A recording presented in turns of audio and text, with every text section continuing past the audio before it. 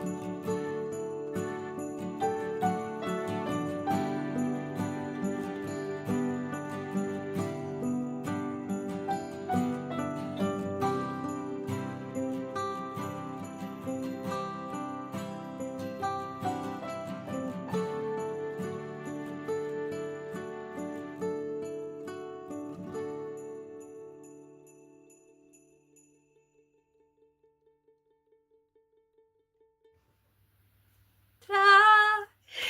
Here it is. I'm wearing it, so I'm a lot warmer now.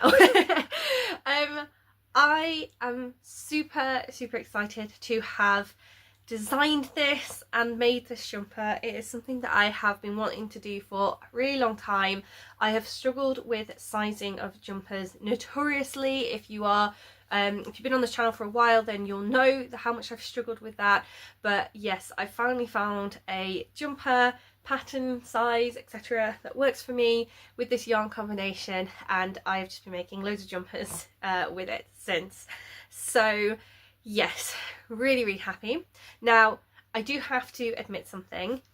It is not technically finished. I have some ends that are hiding in here that I need to weave in, so please forgive me for that one. I will probably therefore not be wearing this jumper in December too soon. One, because I don't want to wear Christmassy things like really early in the season. I do think it's kind of okay to once December has started, but I'm probably going to just wear some of my more autumnal stuff for a little while longer while I can get away with it.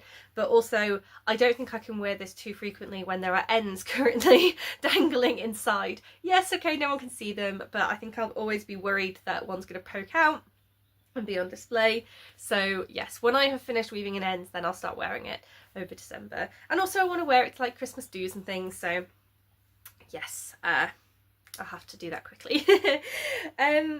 What can I say about this jumper? Some of the patterns are probably recognisable as patterns that have been taken from the doodle decks. So even though doodle decks usually go towards making cowls or scarves, repeatable patterns like that, I have taken some of the motifs, and I've not done the pattern repeat that the deck has had, because all of those decks are really well designed so that they go together and they're interchangeable, whereas I'm obviously increasing my stitch count as I'm making a jumper. But I've taken like the main motifs and I've worked out, okay, so what is the stitch count of just the motif, and then how many like gaps could I put in between that in order to make that fit within my stitch count for that round or that series of rounds, and making sure that I increase in between so it's not obvious, and that is what I have done. So I think this chap here came from one of those. I'm not sure, I can't remember now if the bigger reindeer came from a doodle deck or I got that one online from just like pixel art. We've got Holly, we've got this snowflake. That I'm fairly sure, I literally can't remember now. I was about to say I'm fairly sure that came from a pixel art online, and now I'm like, no, actually I think that might have been a doodle deck as well. This was definitely a doodle deck, so actually maybe that snowflake was, because it's got the right repeat for it. So the holly on the sleeves, the stockings were, the trees were adapted somewhat. So yes, lots of doodle deck inspiration there. So if you want something similar, then go and check out those. I have a few things I'm a little bit picky about in the jumper that I probably would do differently next time, except that the next time I make a jumper like this is going to be in the very distant future. This took me a month and a half to make, so I was casting on the yoke back in the middle of October so that I could have this finished on time, because I knew it was going to take me at least a month and closer to a month and a half, and I really was beginning to worry by the end there that I wasn't going to get it finished, but we got a few good solid hours in. So yes, I wouldn't have done this banded stuff at the top here. So around the top we've got short row shaping. I'm spoiling it now completely, aren't I? Because the thing is that's usually going to be hidden under my hair, so you would never notice. But this is obviously longer at the back than it is at the front because of the short row shaping. But I didn't want the yoke to start a little bit randomly, like further down. I wanted it to start quite close to the neckline so that it would be really colour work all the way through the jumper. So I don't regret this one. I think that this is positioned okay. But I think that this line draws attention to the fact, this second line here draws attention to the fact that we have a bigger gap at the back than we have at the front. And so I think what I should have done instead was to have the first line and then just a series of snow, probably just a couple, and then maybe getting a little bit more, or maybe lots that then, probably lots that then became just a few would be better actually. Just so that it sort of blended and hid it ever so slightly better, and I could have done that here as well, and it would have blended into the next motif. So that is something I do wish that I had done.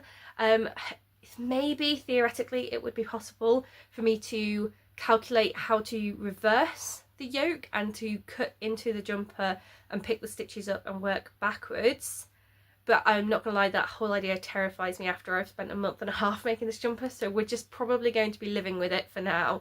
And I also think that just from the front it's the strangest, maybe it's just me, maybe it's just because I've been working on it for so long, but I think it's the strangest part of the jumper. So everything else has just got like one transition, so when there's two lines like this, it's not really a transition. I look straight at it and I don't want to be looking straight at it, but maybe that's just me.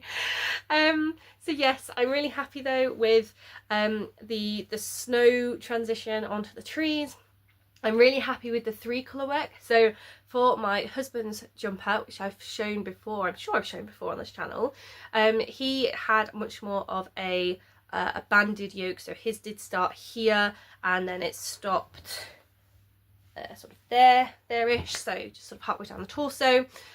He had a big snowflake, he had a big reindeer. I put some holly in between the reindeer on his rather than having that as a band by itself.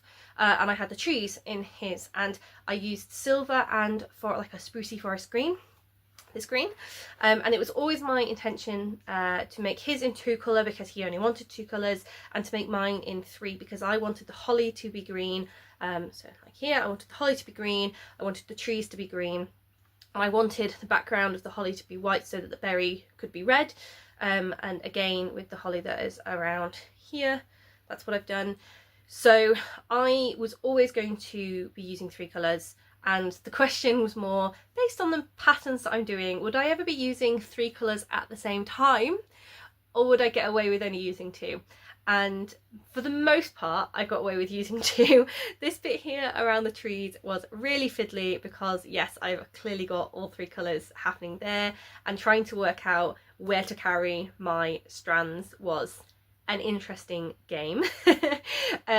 It was hard with these because there's good 20 odd stitches between the red berries, and so carrying those in the right places was tricky. There was also the trick of carrying your yarn with the right dominance and being consistent. So when I'm working the majority of the jumper, red is my background colour and white, oh, this is so annoying, I can't remember what technically counts as the dominant colour or not, but I'm using it in such a way that I'm pushing the white forward with the red. So I think that makes white my dominant colour because it's the one that's pushed forward, even though my background colour there's more of it. But I want the white to stand out because if I didn't, all of these single stitches, the white would recede into the fabric and you wouldn't be able to see it. So I was carrying my yarn like that for most of the jumper, but when I get down to here, then because I've got single stitches for the trees, I want my green to be more dominant than the white because it needs to be pushed forward by the white, but I still want the white to be pushed forward by the red so that the red is receding backwards and the white and the green are both prominent. And then something else happens when we get down to the various holly bands, because I want the white to be the background colour now, not the red, so I want it to be the less dominant colour. I want the, and you can see a little bit of receding in the white in these stitches because the green is dominant and pushed forward by the white, so they shrink backwards ever so slightly, whereas the white here is pushed forward. So I wanted that to happen, but then I also wanted the berries to be pushed forward as well. So the berries are being pushed forward by both the green strands and the white strands behind it, so they are really pushed out. You can see if I just twist my arm like that, you can see how raised those strands of yarn are. So managing 3 strands of yarn and also managing which colour is the dominant one in any given moment was quite the challenge. But I think I got everything right. I can't tell if I got anything wrong, so I think that is a success. And as you can see from the photo that I had on there before, all of the strands are pretty tidy. I don't carry the strands in the same place every time if I can help it, because I think it spreads it out rather than there being a column of stitches where if you pulled on it you would see all of the strands in the background. But that is a way of doing it depending on what your tension is to just keep all the stitches lined up. I don't think my tension is reliable enough to do that, so I don't do that. But that makes it a little bit messier on the inside, but no one sees the inside, so it's fine. And overall, it's not the messiest in the world. Everything is caught and everything is going nowhere. I'm happy with it. The fit is pretty awesome. apart from there is a little bit of odd behaviour around the top of the neck, where it does feel like it bunches up in slightly weird places, like it's bunching here slightly, and I don't know how much of that is to do with how I was increasing, because I was following a pattern, so I wasn't really you know, I wasn't making that up myself, and I wasn't going to go back and change all of that too much, and also I was making sure that when I got to the sleeves that there was the right number of stitches, so I had to make sure that I joined the arms and the torso gap in the right place, so that's mostly fine, but maybe there's a little bit of extra fabric on a sleeve that didn't need to be there, and that I've done in order to make patterns work. But I think overall that's not very noticeable when I'm just sat at my desk wearing the jumper and it falls down. And some of that might go ease out a little bit with blocking, because I haven't done any attempt to block this yet. It's such a thick fabric that I'm scared that if I try and block it in this weather, it's just not gonna dry ever. So yes, not really sure about that. But overall, happy with it. So what you probably can't see too closely, but when I stand up there maybe you could start to see it, is that there's the tiniest bit of waist shaping, and the way that that worked out actually was that the pattern repeat for most of the torso was perfect size for the top of my torso, but then I needed a few extra stitches to make the pattern repeat work on the snowflakes. So when I made my husband's jumper, the snowflake pattern, so the number of stitches that each motif comes down and makes was not a multiple, that the stitch count of my torso was not a multiple of that, because my husband's shaping was different and where I needed to join for his arms was different, and also my torso, it wasn't. I had ever so slightly fewer stitches in the torso on the front than than in the sleeves, because I borrowed some to make the sleeves the right size, in both his jumper and in my jumper. But what I did do with mine is make sure that it was still a multiple of the panel, so that it would be easy enough to do the smaller repeats like the holly and the socks, the stockings, so that I could then really subtly add back in the stitches I would need to make the snowflakes for my pattern. And that's because when I did my husband's, I just counted out how many stitches I did have and then found a multiple, and I just made sure that the centre of the front and the back was aligned with the snowflake, and then his snowflakes go out from there, so they are symmetrical about themselves in their band, but they're not symmetrical about the pattern further up his jumper. Whereas I wanted mine to be symmetrical about the pattern of my jumper. So where I have my crosses, and then the middle of my tree, and then the middle of my reindeer, it then goes down into a snowflake each time. So I have lined mine up like that, which meant I needed more stitches adding, and that's fine because on me I can shape my waist. I keep standing up and I really don't want to talk too much when I'm stood up, because then people can't read my lips if they need to read my lips, but I'll just stand up and I'll just show you the waist shaping, but I won't say anything, and then I'll sit down and talk about it. So here we go.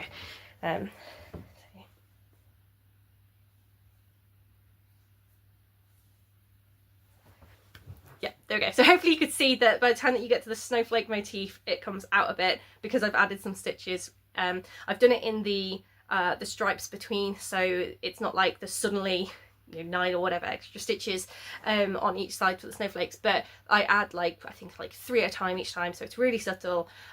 It's like 3 after the stocking, 3 just before the motif, 3 just before the the candy cane banding motif, and then 3 straight after that motif, so that it's ready for the snowflakes.